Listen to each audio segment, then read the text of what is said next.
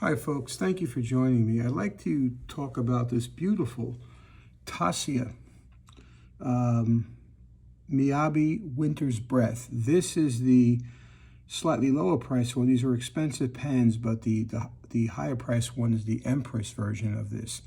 And you can tell the difference quite easily in a few ways. One, the clip on this model is just the bare metal, well, the plated bare metal. And if you look at the nib inside, in my model, this has an 18 karat gold nib that will come down to extra fine. These are all made by Sailor. The pen itself, the shape of this should look familiar to you. This is the body frame of a Sailor King of Pen Ebonite. It's basically the same pen, but just with the embellishments. And this is the Rodden and Eggshell. It's a beautiful combination. As some of my friends online know, I've owned a few of these. But I love this pen. I love it because it's a bigger pen with an 18 karat gold Sailor extra fine nib on it. And I'll talk about that in a little while. I'll give you a writing demonstration. I really love the weight and feel of this. It is ebonite. And you've got the eggshell, which might be quail eggshell, I don't know, and then the abalone inlay, and it's just absolutely beautiful. And this pen is actually, believe it or not, the lower price model is made in very limited edition. Only 88 pens were made in the entire world. I've got to look at the number of this one. But the more expensive version, the Empress, it's basically the same pen, but it has a King of Pen size nib, which means it's only available in broad and medium, and those are not nib sizes I use. So I'm going to go ahead and take the pen, open it up, and there you can see it's slightly smooth. This is a number 6 size nib, whereas the King of Pen nib is about a number 8 size nib. But I love the way this thing looks and feels. And what I'm going to do now is show you a writing demonstration how it tracks. And I have used the pen prior to this, and it writes like my favorite 21 karat Sailor extra fines. Tracks ink beautifully. And so I'm going to go ahead and just do a quick word and a flourish just to show you. And of course, it's inked up with my Yamabudo ink. It's the only ink I really use. Just want to make sure I don't, sometimes I talk and let the tip dry out, but let's go ahead and write something.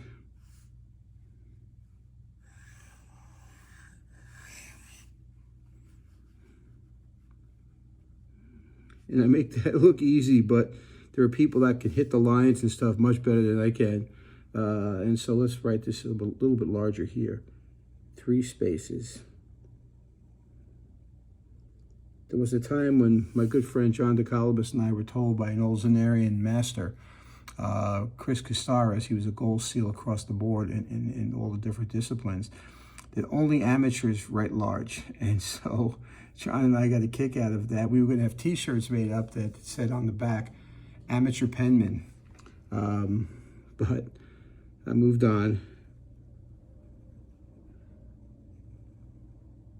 I will say this, it's tough to write really small, no doubt, but try writing really big. It's not easy either.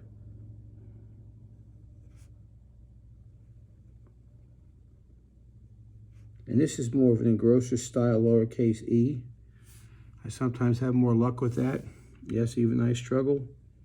And so I'll go ahead then and put the quill in as I usually do to demonstrate how well the pen tracks ink, because I'm moving the pen across the page rather quickly.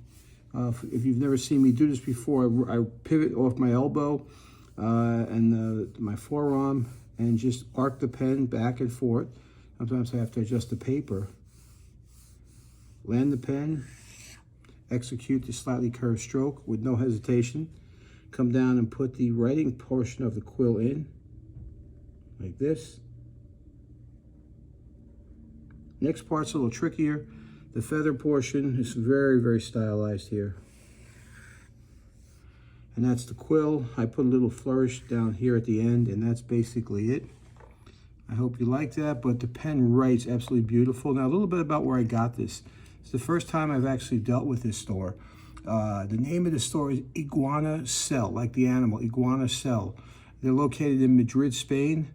Had a wonderful experience with them. I will post a link to their store.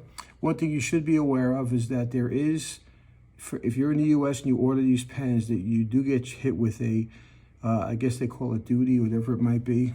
I've had a few places where I got contacted by customs. They want the I guess the additional money for in payment before they release the pen. Don't have to worry about that with these guys, even though you are charged, you're charged up front. It's all included in the price. But I had a wonderful experience with them. They're very communicative, and the pen is just absolutely gorgeous. I'll post some stills, and I wanted to tell you what number this one was. This one is 32 of 88, so a lower number pen, but just beautiful. I'd highly recommend it. But you're talking about a pen that's, when you go to the website, look up the or anywhere. But this pen's actually becoming harder to find because they only made 88 of them, and I was surprised because I would have expected that the Empress would be available in a more restricted number, but it's not. The Empress would run you anywhere from $500 to $800 more for that pen. And if you love the King of Pens, I know some of my friends do, it's a wonderful, wonderful nib. But thank you for joining me. The Taccia Winter's Breath, or Miyabi Winter's Breath, not the Empress version. Thank you.